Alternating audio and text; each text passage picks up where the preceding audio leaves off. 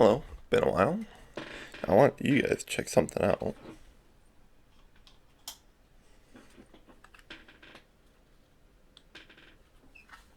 Takes a bit moment, it's a bit shitty. I know you can't really see it right now, but I've got you can kind of see it. So yeah, pretty fun.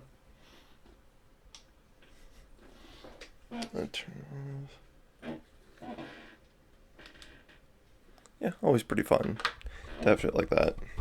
A bit novel, I know. Um, so yeah, we're gonna be talking about biology today. So I have some coworkers. They're in high school. And one thing I'm always fascinated because I'm autistic as fuck is by people who don't understand the same things I do. I don't know if that has to do with my autism or just the way I am or just like how I think in general, but like I think it's the autism because my friend Carl is like, really, you don't because we see things in a certain way, we understand things very clearly sometimes that we just look at other people and it's like, how do you not understand that? Anyways, so that's how it is for me because like I was never very good at math. It's not that I was terrible. You can give me enough time to work on the steps, and I do pretty well. But my main subject was actually biology. So here's what I'm going to talk about today. I'm going to be talking about waste, right? So in a very basic sense, right?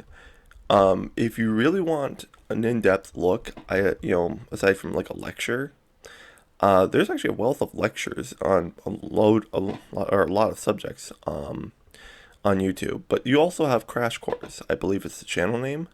If you want a more specific look at anatomy and stuff like that. So essentially, what we're going to be talking about is I'm going to try to explain it in a way that sounds, I guess, easier to understand. So, you know, I had to kind of explain what diabetes was, to my coworker because my mom's diabetic. So, in essence, I can't remember which one it is, but like there's diabetes 1 and 2. One of them is that your body attacks the cells that produce insulin, and the other one is, the one where your body doesn't produce enough, insulin in general. Now, why am I explaining, diabetes? Right? I thought you said I said I was talking about waste. We're getting there. It's more of a ramble about certain things that have to do with that are adjacent to it, right? So, in a sense, that, but with diabetes, one of the main characteristics is how you get rid of certain things because diabetes is also the metabolism because you're gonna see if you ever go into anatomy and a bunch of stuff that a lot of it's interconnected. So diabetes, right? It's short for diabetes mellitus, which means sweet urine. I don't know who in the world looked at the person with diabetes and said, "Bruh, you smell animal crackers?" No, it's weird. I know they're not sweet, but like it's just like what? You know, so yeah. So I gotta get my coffee. The reason it's the urine smells sweet or God forbid tastes sweet, you know, is because when you don't have enough insulin in your body, your body can't process all the glycogen in your body. Glycogen, and we're gonna get to that one later. Bookmark that one. The glycogen then goes, it stays in your blood because diabetes is kind of a life or death battle with like blood sugar, right? Now, from the bloodstream, since it's too much of it in there, what you have is it going to the kidneys. Now, the kidneys are a waste treatment plant, except for liquids, right? So your kidneys filter down from the bloodstream all the way to the ureter. Now, the ureter connects to the bladder. And once it in the blood dumps its filtrate into the kidneys, and it filters out to the ureter, it then just becomes urine, right? Now, since the kidneys is kind of this, waste treatment plant for your blood system and liquids, you get all that glycogen, that, your body couldn't process and put, metabolize, comes into your kidneys, into the ureter, and then eventually the bladder. So now you've got sweet urine, right? Now, this is a big strain for people with diabetes is their kidneys. I've got a grandmother who goes through dialysis, and there's a whole host of topics about like the American medical system, trying to basically market dialysis. That's a subject I'd like you to check out and come to your own conclusion on. That's something. And I should I think explain before I go on. I have a lot of biology knowledge, and my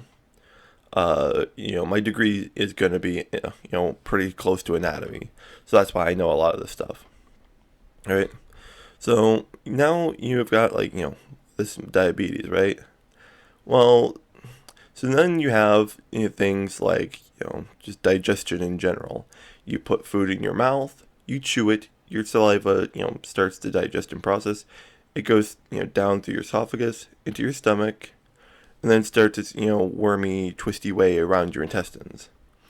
Now, what's the purpose of this, right?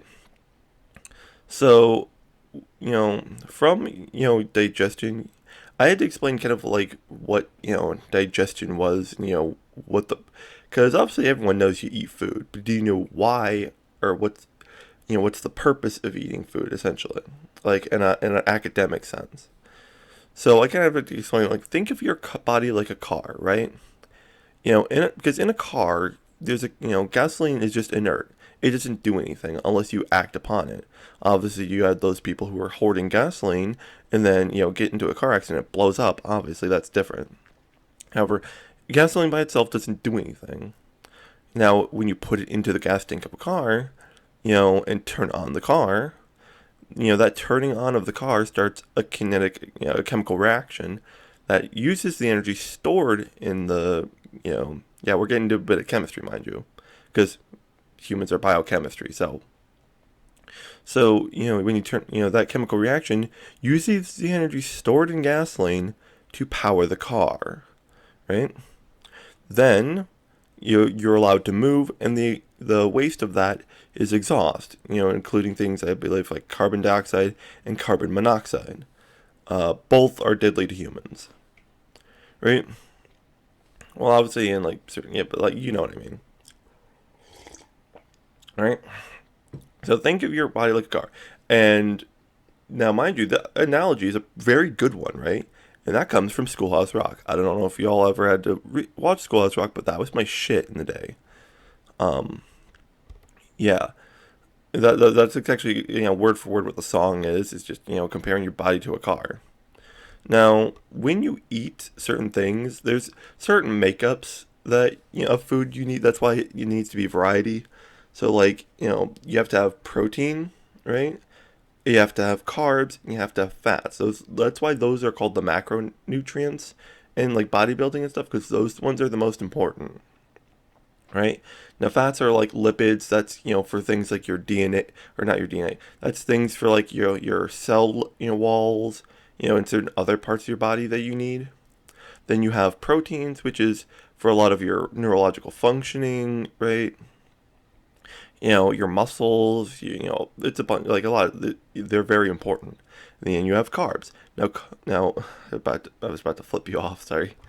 So now carbs, are the real important one, right? Because without all of them, you would die essentially, or not, or you'd have run into some problems.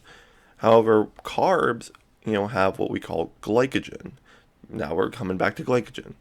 So certain biological organisms will use different forms of that energy source. We have that energy source that we need. Plants store it as starch. That's why you have potatoes, right? Potatoes, they just store that energy as a root and starch. Then you have humans and a lot of animals, and we store our. Sorry, just gotta make sure. We store our, you know, sorry, what the fuck is this shit? We store our, glycogen in the form of fat. Now, this glycogen, it will start a process called, is the energy we kind of need. It's our gasoline. And through a process, called a process in our mitochondria, in our cells, we use that glycogen to produce ATP. That is the energy we need to start moving around and doing a bunch of other things, right? Essentially, that is the fundamental reason why we eat, is to, make ATP. There's a host of other things like, I don't know. I remember like, macronutrients and stuff like that and stuff from certain classes are, what you need to survive. But I've never seen them really applied, in tandem with the concept of mitochondria. Because obviously it makes, that's mitochondria is the powerhouse of the cell. Well, in animals, that is. Yeah. Think about that for a moment. People are like, mitochondria is the power of the cell. Not for plants. It's silly just to, what I'm ranting about, but like, come on.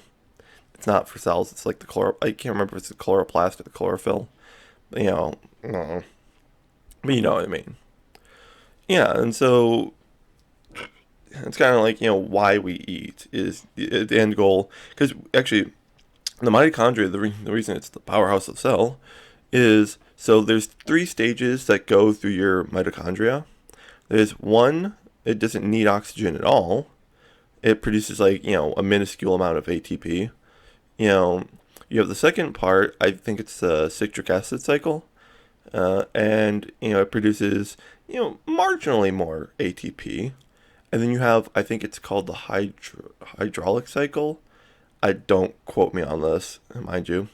It's been a while since I, studied, looked at stuff, real close to the mitochondria. It's been at least a year. But enough to know, there's 3 stages and so on and so on.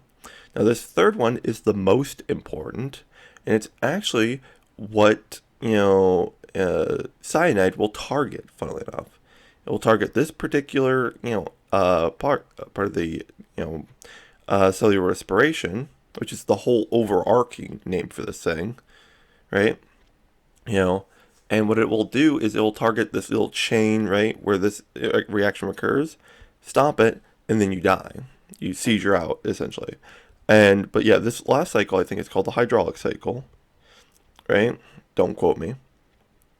This part produces the amount of ATP that makes us function, right? It is like, like by factors, much more ATP. And then you think about this, all around the body and then so on and so forth. So this is, last part of the cycle is what makes us, the most ATP. Right? So that's, kind of like, so, and now when we get to like, yeah, so like, this, mitochondria, I'm trying not to stumble, thinking like, because I think that's about it, right? No? So I went over like diabetes, how it relates to like kidneys and waste and stuff like that. Then I got to like, digestion and what that, kind of the end goal is to explain like, the, ATP, how that relates to ATP, right? Yeah, I think we're good. So yeah, like I said, if you want to hear more about me using my biology degree or my biology/anatomy, definitely let me know. And I hope this helps you at least understand a concept. I know you're not in this deep, dark, dim corner. It's like, God, it's never working. Nothing else is helping me. How am I going to learn about ATP in the mitochondria? And then you just, it's like a shining ray of hope. Somehow my channel makes it through the algorithm to you. And they're like, oh my God, this is what I've been waiting for. But it's like, no, it's not going to be like that. Just, I don't know. I just hope this helps, in understanding, certain things in a kind of like a, helpful way done. Kind of like kind of like in a simplistic way. All right. Have a good one.